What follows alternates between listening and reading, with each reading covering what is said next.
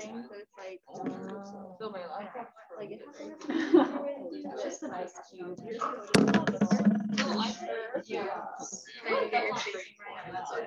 oh well.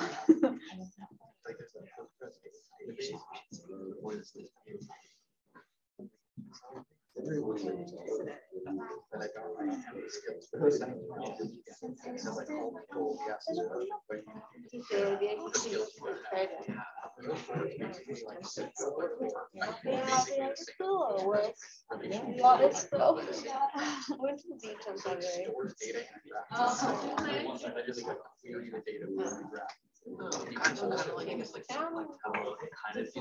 Yes, it's like a live when you're like refreshing live stuff, so it's connected to the database.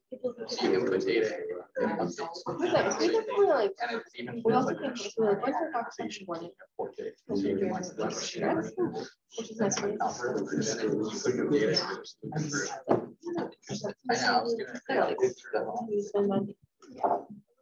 I was gonna I wanted to go to like halfway through, yeah, done, yeah. And then his work is like less pressing. He just like hung out in the terrace while I did my work.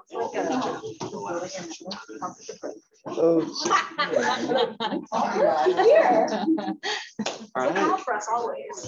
Welcome back, y'all. I hope everybody had an enjoyable weekend. It was unseasonably warm, so I hope you got out there. And I guess I'm needing hex stickers, and it's Valentine's Day, so I wish I had like a I Heart Environmental Data Science hex sticker. But anyway, we're going to continue today with the Tensorflow and Keras. Unfortunately, I forgot to hit share screen last time, so we have the audio, but I'm trying to also just keep the recordings going in case anybody can't make it because of COVID or other reasons, and we'll continue to post. So I sent out a little poll. I'll get to that in a second. Lab 3, you guys can turn it in by midnight tonight. That's fine. And then overwhelmingly, folks wanted a group project. There was a sliver of an exam. Some people, the rare few, love exams. Yeah, so it's a little Pac-Man eating away at a slice. So this was actually the original idea I had for the class, and for some reason I thought it would be too much. But I think it'll be really fun. And even in the book, there was quite a bit of discussion about how these competitions really became these benchmarks for understanding where we're at in the field of machine learning. So, and out there in the job market, I think it's an actual real advantage that you know how to participate in this, in these Kaggle competitions. And so the way the group project is going to work is you guys will you'll pick a competition that you want to actually enroll in and submit some tests in. And you'll form groups, 3 to 6. The more people, like I think 6 is kind of the max, 3 is kind of the minimum. We'll have to split up a 1 hour, 15-minute last day of class to do the presentations. And then that'll be a great way for you guys to learn from each other about, hey, this is how here's the problem, and here's how that problem was approached, and with these models, and then here's what we tried, and it's really easy to actually participate. So we'll take a look at a few in a minute. And then there's a little template, just a Google Doc that you guys can copy once you figured out which group you're in, and it just has some headers in there for, like here's the challenge, here's the data available, and you can describe the data. What's the response, what's the training, what's the predictor kind of data, and then how is it divided into like training data and test data, and then we'll talk also about validation data today. And then there's example notebooks that are also on Kaggle. So you can take a look at those and then submit your own and then host that notebook on GitHub or within Kaggle. And then, so on the last day, on March 9th, you guys will present.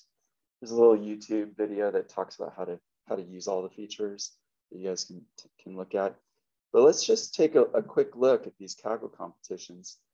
I mean, the cool thing is, guys, cash prizes. Earn $150,000 while saving the Great Barrier Reef. Like, that's just like massive win-win going on there. Yeah, and it's going on right now. 6 hours to go. Guys, you got this. No problem. Yeah. Happy whale and dolphin identification. Yep. Petals to the metal, but we're not going to talk about that data set. And but you can basically search for all kinds of stuff. Like, let's say if I just search for environmental, you'll get, okay, an Insights Explorer, 25 grand. That was 2 years ago. But so these are recently launched competitions. If I look up like pollution, here's some competitions. And then there's also code. Or if I look up like species, here's a wildcam one, rainforest connection, iNaturalist 2019. So on Wednesday, you guys are going to be given a subset of the iNaturalist. I don't know why there is a 20, maybe it's just called iNat 2021. Huh. There's a 2021, so maybe let's search. Yeah, interesting. Anyway, so this is the iNat Challenge 2021. This is the data set that you guys will be using. And here's the overview of the problem is to try to identify species. And then here's the GitHub page that has all the links to this stuff. And they split the data out. Here's a description of the categories of different species. And notice that the test images, it's just an X. So there's 500,000 test images. And basically the way these competitions work is you use the training data and then you fit a model and then you're given the test data, but unlabeled. So we don't know what the labels should be on the test images, but those are on Kaggle. So then you submit your predictions and it tells you how accurate you are. So that's just basically how all the Kaggles work, is that you figure out, you train a model and then you run a prediction given their test data, submit it, and then you look at they have a leaderboard usually. It says like how well did each of these do, and then they describe like here's the evaluation. So they want you to submit it in this form. So for each ID of the test data, this is the ID of the species label in order of confidence. So there's up to 5 labels. So that's what they use as the input data. And then you can see the leaderboard. And it's really easy to submit to this. So this is the score. And you can go back and read more about how it gets evaluated. So I think it's a great experience. So thanks for the anonymous feedback to encourage that. And yeah, there's also these, let's see, I wanted to show you these codes. So under code, you can also look at these notebooks and let's see if we can find something environmental. Maybe there's something about whales, whale recognition, whale identifier.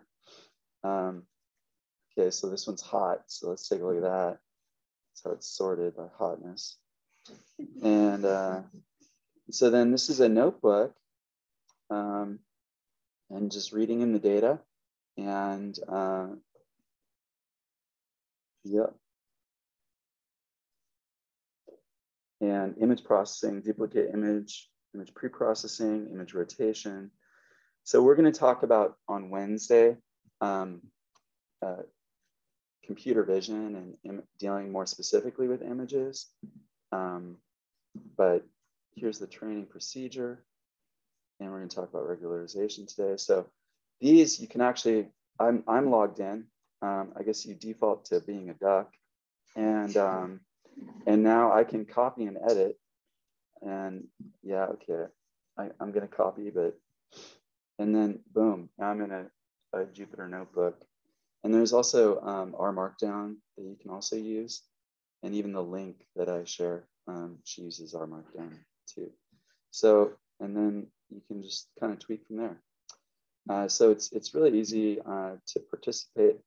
And I think it'll be a good experience for you guys to share and how to do that. The group projects, I want to make sure, of course, each group is doing a different title. So once you figure out what title you want, give the little URL, and then just put your name here, and then this Google Doc URL is just this group project template.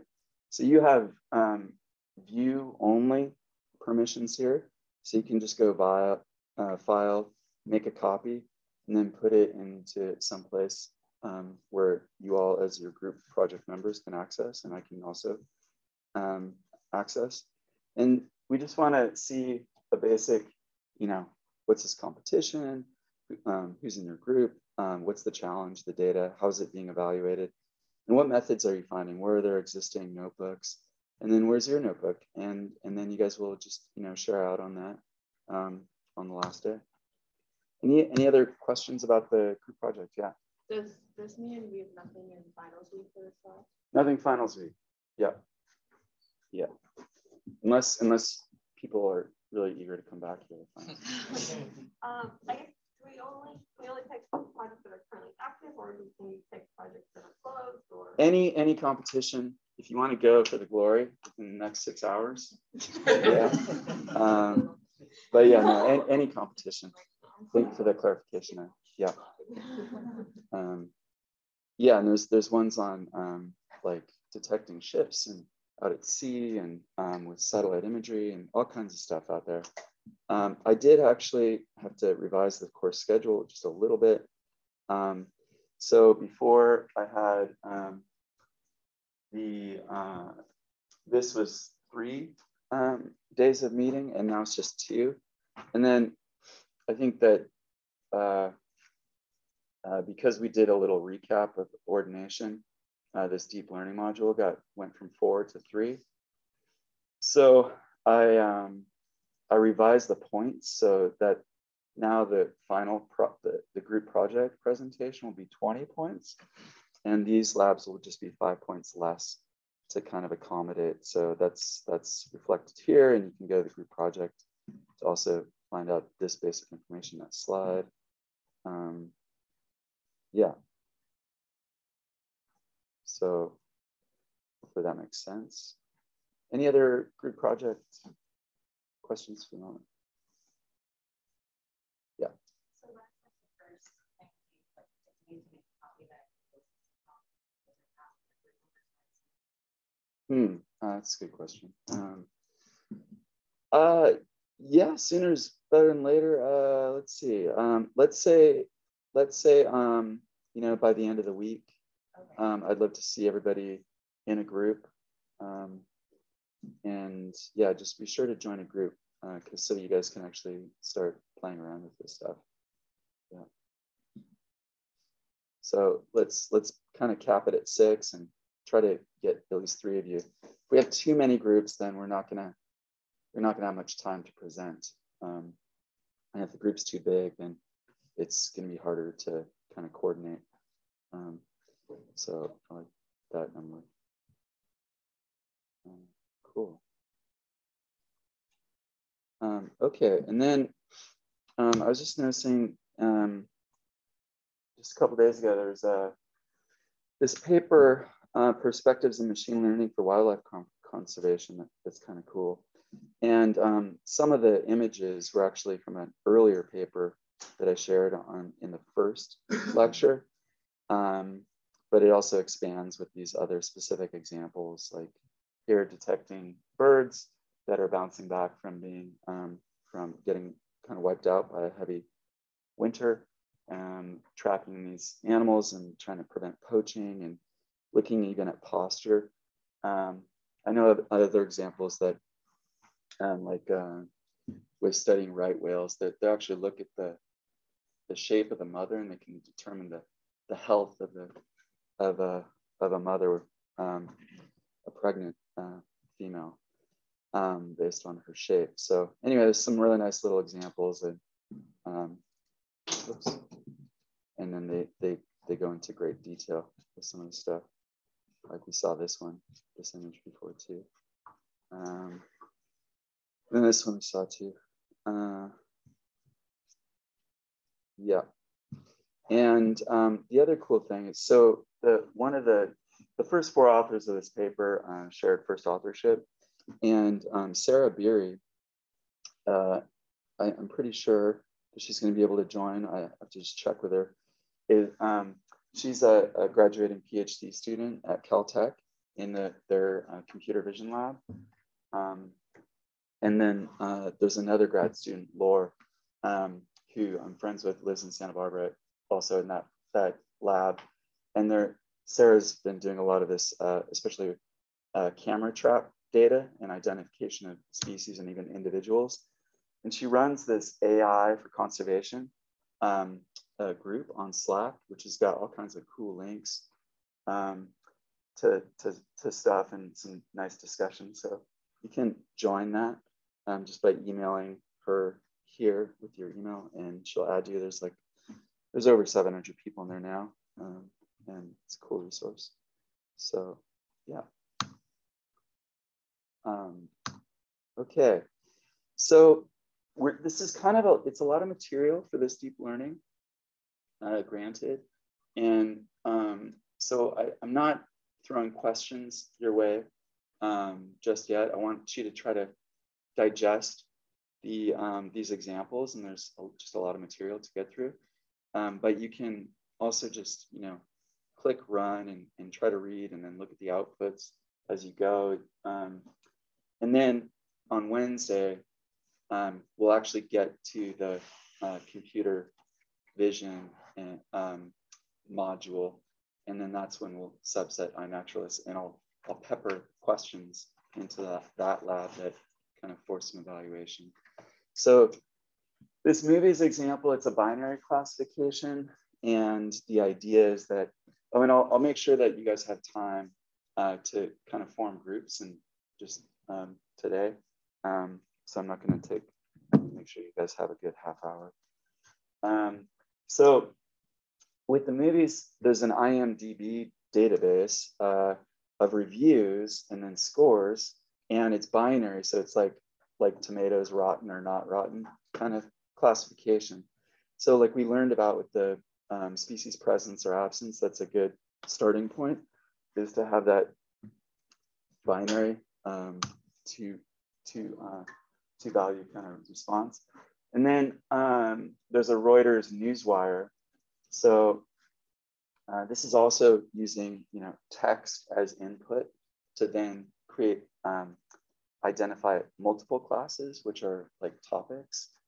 And this will be something you guys will cover next quarter in natural language processing, is like topic modeling is kind of the broader category.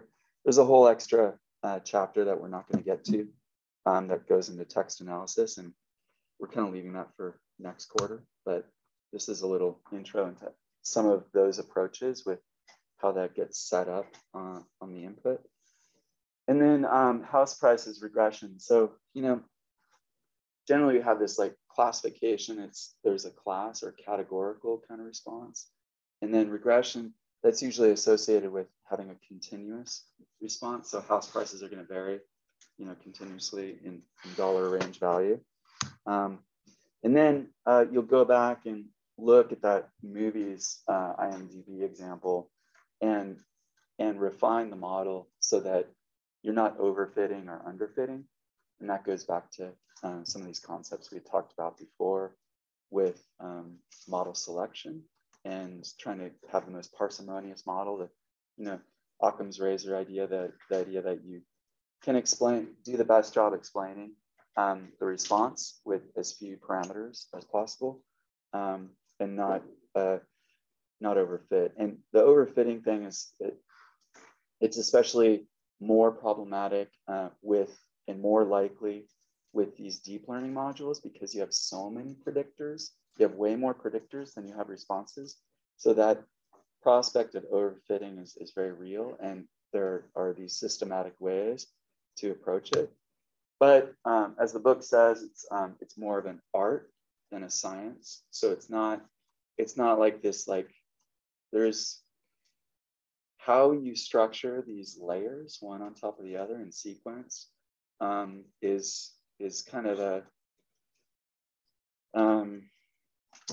it's not a precise science. And so you evaluate the outputs, and then you kind of play around with different ways of doing it. And like since this book came out, there's more this trend of actually using machine learning to define machine learning models. So that's automatic machine learning, or AutoML. So this is like Inception kind of thing. You know, we're gonna use machine learning to define machine learning. So but this actually is set up such that you can like submit image or video or text, and or just tables, and it will basically define the model that is most appropriate based on all the experience that Google's had. So they basically look at like how well models have done, and then they look at the architecture of those models, or what's called hyperparameters that we'll talk about in a minute. And then they basically build a model about like which hyperparameters for which kind of aspects of their data tend to work best. So yeah, and that video that I mentioned with Jeff Dean of Google Brain, he basically alludes to this, is that they're trying to get to more generalizable models that can learn. And there's this other thing called transfer learning, which you guys will do on Wednesday, where you can take a model that was fitted for, let's say, like the general class of object identification in videos that Google uses, and then apply it to a specific data set, like you'll do with a subset of the iNaturalist species imagery. So anyway, just something to be aware of. So remember this, that all we're doing is defining these layers and applying weights. And last time we ended with that, like an image of the stochastic gradient, and loss is the loss function is just some measure of distance from the truth of the predictions that you have in your training data, and the truth versus what you actually predict. So that isn't necessarily accuracy, which you'll also see in some of these output plots. Accuracy is just how many did you get right versus not. The loss is actually some measure of distance that is also aggregate, but can be different than just accuracy. It could be accuracy, but the point is that your optimizer engine is going to try to jigger those weights in a way such that it reduces that loss. And that's the entirety of like how this thing works, is it goes through a loop, and that optimizer just changes the weights to these layers that you add, and tries to reduce that loss in the end. So when looking up deep learning, obviously TensorFlow is, yep, that's the winner, chicken dinner. And Keras is right behind it. And there were these other ones that have kind of come. PyTorch is kind of the newest entrant. Some would say that it's a little bit easier to learn, but it's not as ubiquitous. So a lot of other computer science classes use PyTorch, but it's not as commonly used. Keras is, as we'll see, more of an orchestration layer that works with TensorFlow and Piano. So Keras allows you to use the same model description, the network that you build, and then all the functions to configure it and then fit it and predict it. And then the underlying libraries and configurations and languages might change. So for instance, Taylor doesn't have an NVIDIA GPU. So NVIDIA is the company that makes these graphics cards, that CUDA, and they set up this language CUDA to be able to interact directly. And that just allows massive parallelization. So you can set up all these weights simultaneously in parallel and send it through that optimizer engine. But so you guys are using the CPU. And that means that the underlying software is different. But if you ran the same model on a different machine, it would actually use a different stack. But you don't have to deal with that because you're just using Keras, which is a high level kind of framework to deal with all that. So you don't have to. Something else that we saw in the last, with just that quick intro, were these activation functions. So these layers that you stack one on top of the other, they basically, there's a weight that gets applied, and then there's an output to each of these layers.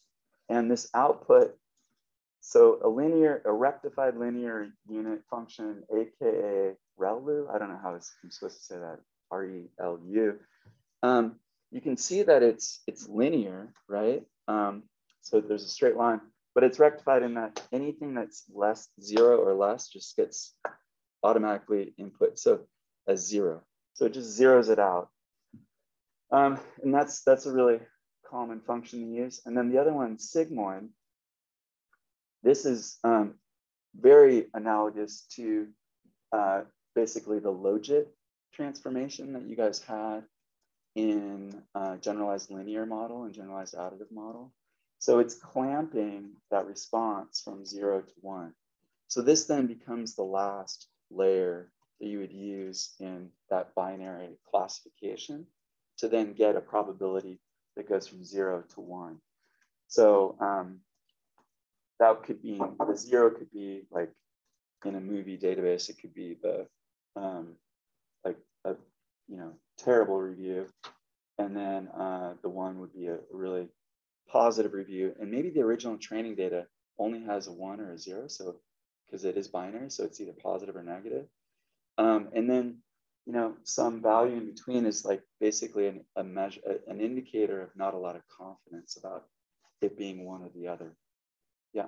Actually, going back to the last slide with the TensorFlow and Keras, are these all in Python, like this cafe and Piano and Torch and stuff? Like, what are these running in? Yeah, good question.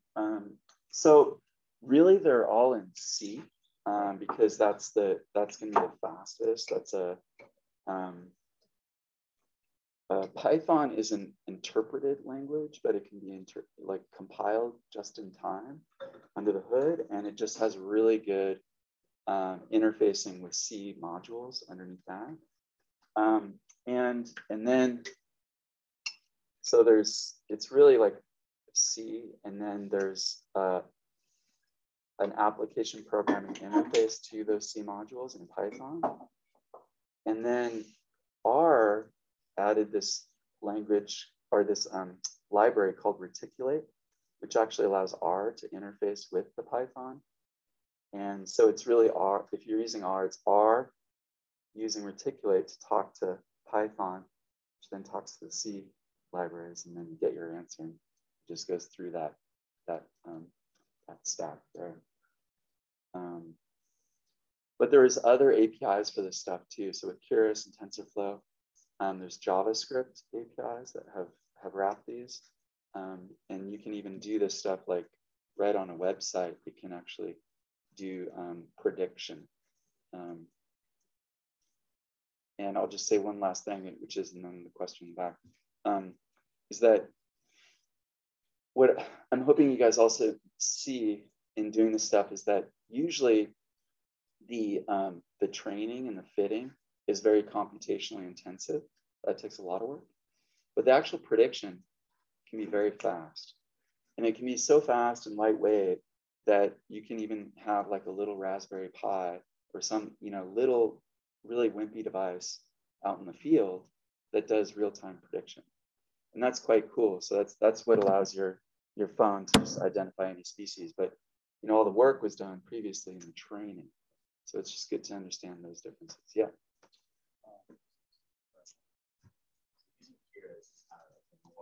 Like a high level, more user-friendly way of interacting with TensorFlow. Exactly. So like you wanted to say like more control in you directly. Yep. Yeah. Exactly. Exactly. Mm-hmm. Yeah. And there are these specifics with each of these that the text also talks about like where in an array, where do you put the channel that might be the red, green, blue in a video.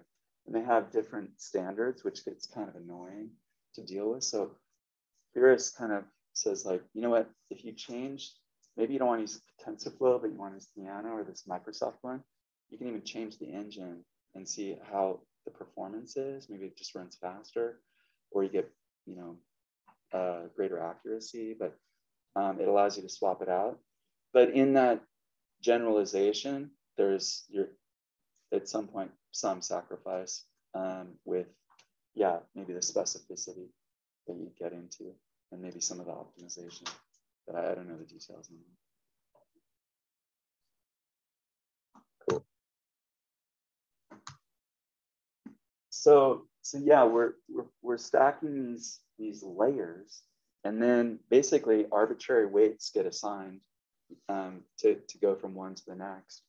And then we're trying to get the last layer has to match the type of data that we want to get back, whether it's like a continuous or categorical or multi-class.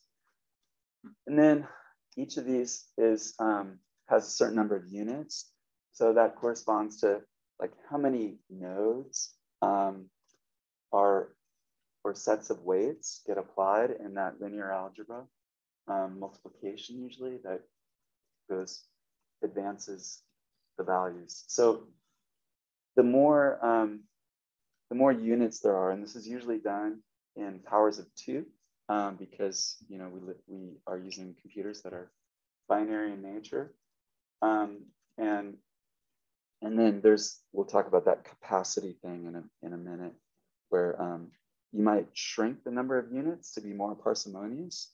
Have a smaller capacity or smaller model, but it might not perform as well. It'll just perform faster, and you won't overfit, but it could underfit, in which case then you compare it to like more units or more layers, and then kind of tune from there. So that's chapter 4. So you'll have the sample. There's all this language that is, a lot of it's fairly interchangeable. But it's good to just familiarize with it. So there's the samples or the inputs, or predictions or the outputs. Also a target, that's kind of like what you're trying to predict. But that they're also called annotations. So most of these data sets that you're using in IMDb or the Reuters, some human actually annotated those data sets to like say what the target or truth is about them. And then you're doing the training or fitting exercise to try to recreate that thinking. Then we've got prediction error or loss value. So that's what that optimizer is trying to minimize, is that loss, which is a distance between your model's prediction and your target. And so each jiggering of the weights with that stochastic gradient is trying to then change those weights so you get lower and lower in the loss value. Classes like classification. On Wednesday we'll look at dogs versus cats. If you've seen Silicon Valley, hot dog, not hot dog. But anyway, and then there's labels, and so that's a specific instance, I guess. This is a little bit, does it have a label of a dog or a label of a cat for picture number 2? So, and then ground truth or annotations. So yeah. Binary classification. So this is the IMDb example that you'll first start off with. Is it a thumbs down or thumbs up on the movie, given the review of with text, or is it multi-class? So are there topics? The handwritten digits is multi-class. So it's not just a 1 or a 0. It's a 0, 1, 2, up to 9. And then multi-label classification would be, an image that could contain a dog or a cat or even both. That's the Reuters example that you'll use with the news wires that tries to give assign a topic to that news item. Scalar regression. Okay, so this one is where, so you got the house price example. So you're trying to predict now a value that's in this continuous range of a single set of values. Whereas a vector regression, so you might remember from last time, a scalar has 0 dimensions and a vector has 1 dimension, meaning that it can have a range of values. And in this case, so this is just one value and this is a range of values. You could have looking for a bounding box of where, let's say, a species is identified in the image. And then there's this idea of batch. So a lot of times you're not running that loop, that optimizer on the entirety of the data set. You're doing it in batches. And it's just a subset of your samples to then do that stochastic gradient descent operation to update the weights.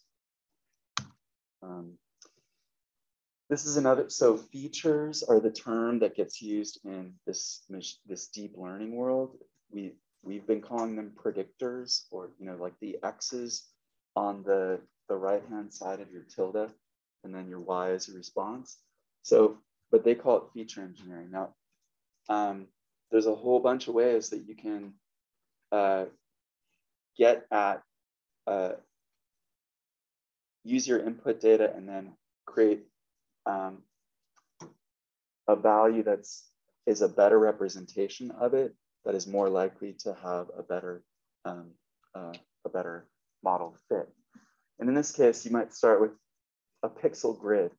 So if you want to predict like time of day from this input data, it's gonna do a lot better if you're not feeding it just the pixels of that, but you actually have maybe the coordinates of the small hand and the big hand and where that shows up around the dial. And then even better would be an actual measure of angle for the small hand and the big hand. And that amount of logic would take to get there for the computer it's quite a bit versus if you're able to engineer the feature so it can do more directly. Like apparently, if you want to get into lucid dreaming, you look at a clock because the front of your brain is kind of turned off while you dream. You're like, oh wow, I can't make sense of the clock. I must be dreaming.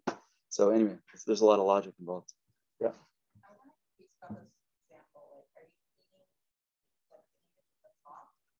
Yeah, so this is looking at 3 tiers of features or inputs as a predictor of your model, and let's say the objective is to predict time of day.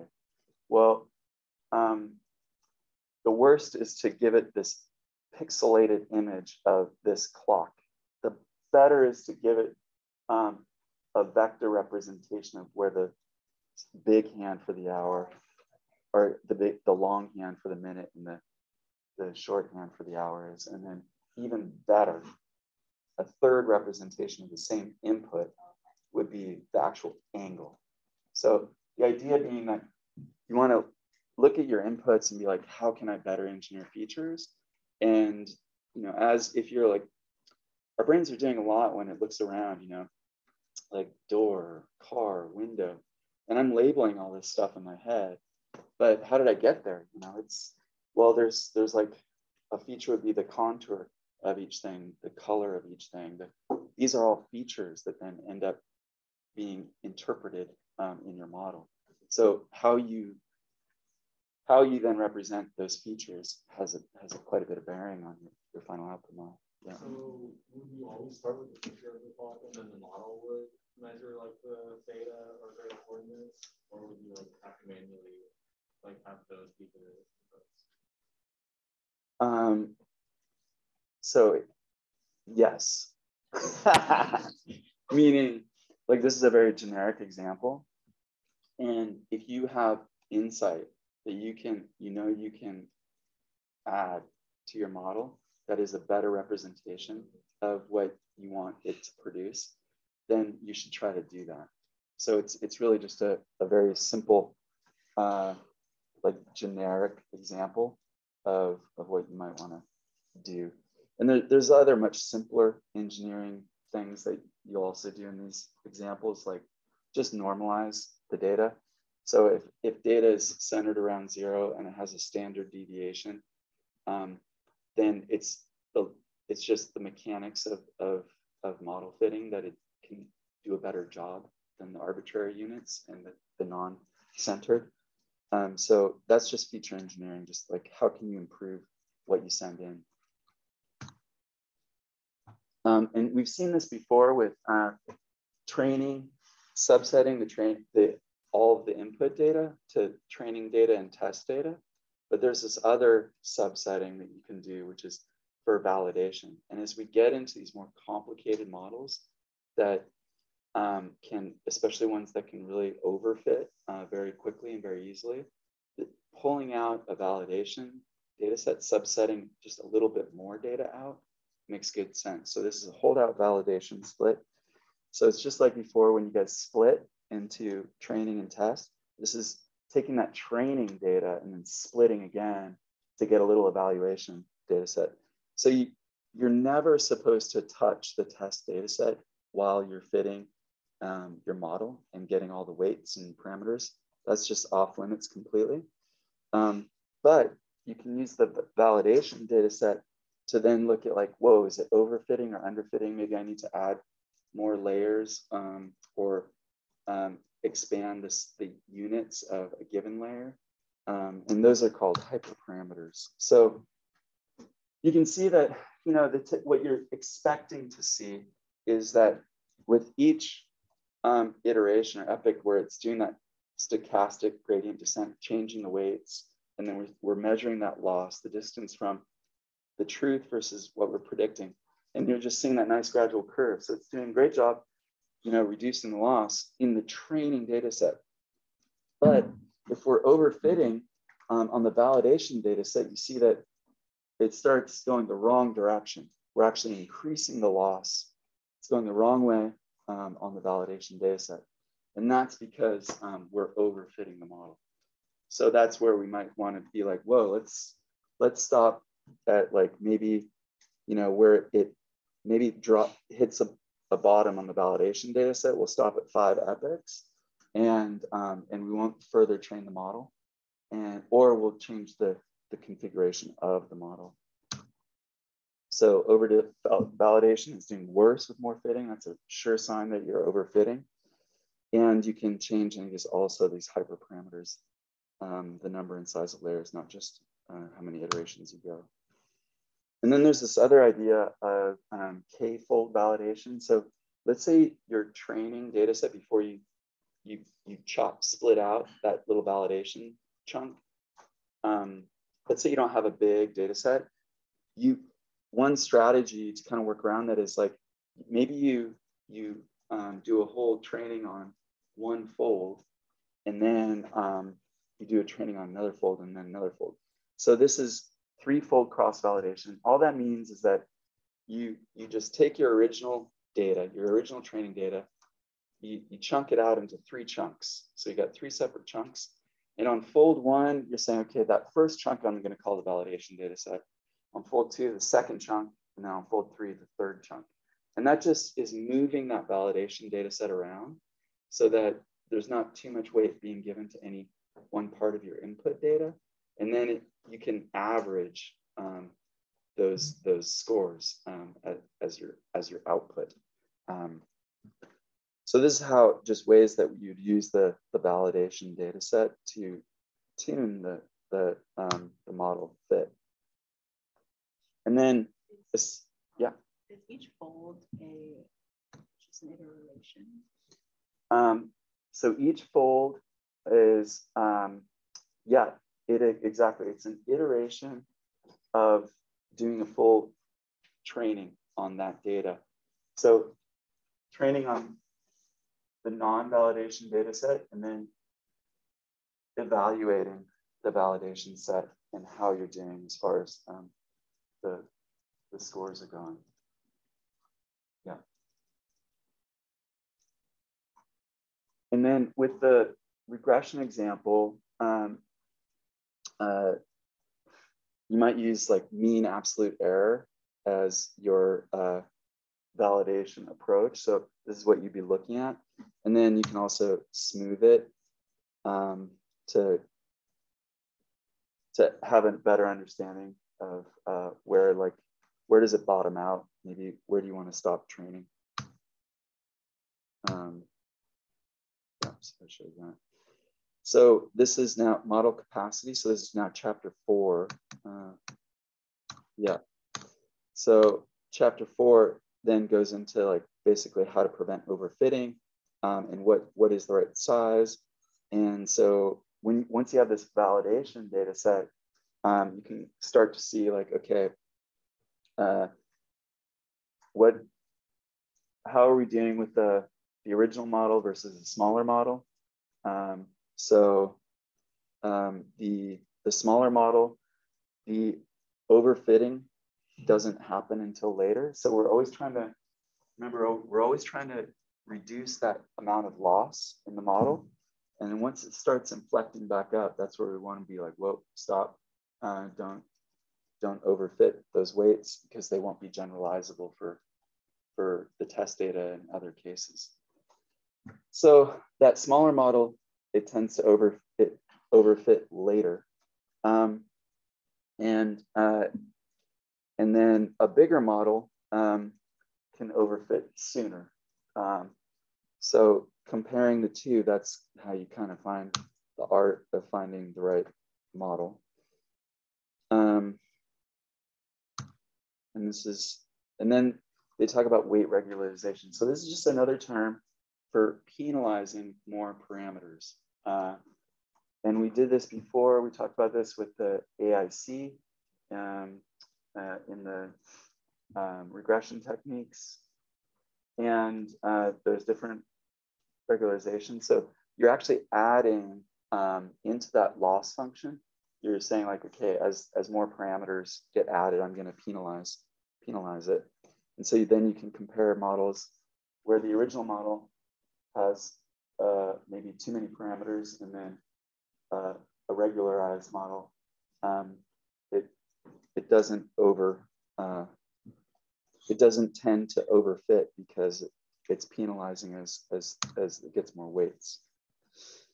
The last, this regularization technique is called dropout. This is kind of a weird one where you just say like, if these are your weights, then you're just going to zero them out and some fraction of them. So this would be half of the weights. You might just say, you know what? go to 0, and weirdly, that can produce a better model. So you maintain less loss, and you get the lowest of overall loss if you just zero out on occasion some amount of these weights. And this guy Hinton, who was like one of these pioneers in deep learning, he likened it to, he had this idea when he looked at like going to a bank and the clerks would often swap out, so nobody could like have a conspiracy, I guess, for heisting the bank, I guess. But the idea is that the weights can, none of the weights get overly dependent on each other and kind of locked in one place. So zeroing in that out tends to make it more generalizable. So you'll see a layer that would just be a dropout layer when you configure that model. Yeah. Are you just randomly choosing ones to 0? Yeah, exactly. Yeah, thank you. Yep, it's a random selection. You're just so you'll see the code where it's just this layer dropout, and then you're just giving it a rate. You're saying like 20%, 50%. It's usually between 20 and 50%. And then I already alluded to this last layer. Like how do you define that last layer? And the IMDb example, it's sigmoid because it's a binary response. It's 1 or 0. And the loss function, that also has to do with what type of response you have or target. And then the optimization configuration. Yeah, this is also tends to be fairly specific to the type of data input. So, or the problem type. So this is, we kind of talked about these examples in the last layer. So as these layers are saying like, okay, I'm going to tweak these weights. You want the last layer to actually result in what your original truth is of your training data. And that's why it has that shape. So it should tend to 1 or 0 for the binary classification. And then these others are softmax and sigmoid. They can be applied to these regression. So regression arbitrary values, you don't necessarily have to have a specific last layer. You can just let the weights go to any values. And then the loss function. So remember, this is just what is the distance you're describing as an overall target from the truth to your predicted data. And the optimizer is just going to try to reduce that number. And so these are just some of the functions that are out of the box, but you can also create your own custom function for what it's trying to optimize to lose.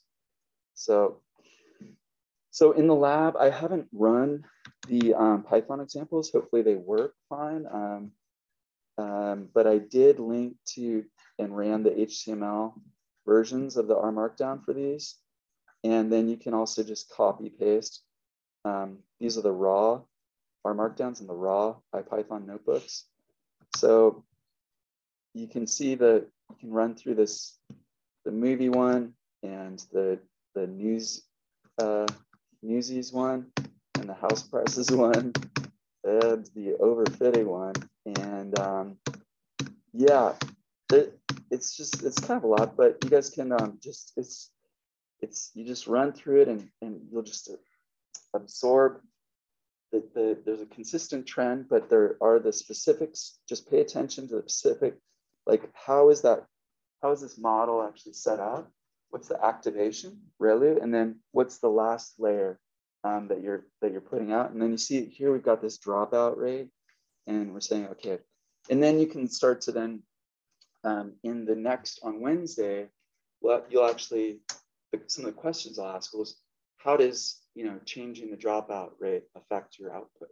How does changing the capacity of your model, and meaning the layers and the number of units, how does that change? So it's something, it's part art, part science, and you guys will play with it more once you get that iNaturalist subset. But for now, you can just run through the examples and get a feel for it there. Okay, well, I want to, yeah, questions? Should we the same notebooks that we did the lab from last week, or new notebooks? Thank you. Yeah. So you can keep these separate just because they can take a little while to run through. So I actually did each example as its own separate lab, and then you can just run that. You're not going to turn anything in from these examples, but I'll draw from these examples when asking the questions on the final lab that I'll give you on Wednesday that specifically goes into a subset of the iNaturalist species imagery. You will all pull a different subset, and then you'll run some of these, you'll run some models and try a few things out and get a prediction back. And I'll have as an optional attempt to actually submit it to Kaggle, and you can show up on the leaderboard. You'll probably be very low on the leaderboard, but you can be on the leaderboard. Yeah. And it's like 240 gigabytes, all the imagery. So just the training data. So I'm not going to give you all that because we also don't have a GPU machine. We only have a CPU. So the server might fall apart if we all try to run this stuff at once, to be honest, because I got a notification that, ooh, you're using 10% of the memory when I ran it. So we'll see. We'll cross that bridge if needed. But we're kind of pushing the limits of the CPU. But again, this is just for lab sake. And if you were actually to do this in the real world, you would get yourself a GPU. And the book also talks about how to set that up in the cloud with an Amazon Web Server or Google Cloud or what have you. Yeah. And actually, there's CPU, and then GPUs now is like 10 to 100 times, thousands of times faster. And now Google actually created its own chip called a TPU, Tensor Processing Unit, to even optimize off that. So yeah, it's just simple math, adding some layers, and like amazingly, it just learns how to predict this stuff. Yeah, cool. Well, I want to give you guys a few minutes, especially while you're in space, to just group up, have a browse on the Kaggle competitions, and by the end of the week, hopefully everybody can form a group and you can start kind of playing that. Any other questions, comments? Cool. All right, I'll kick around if you guys want to talk about anything specific.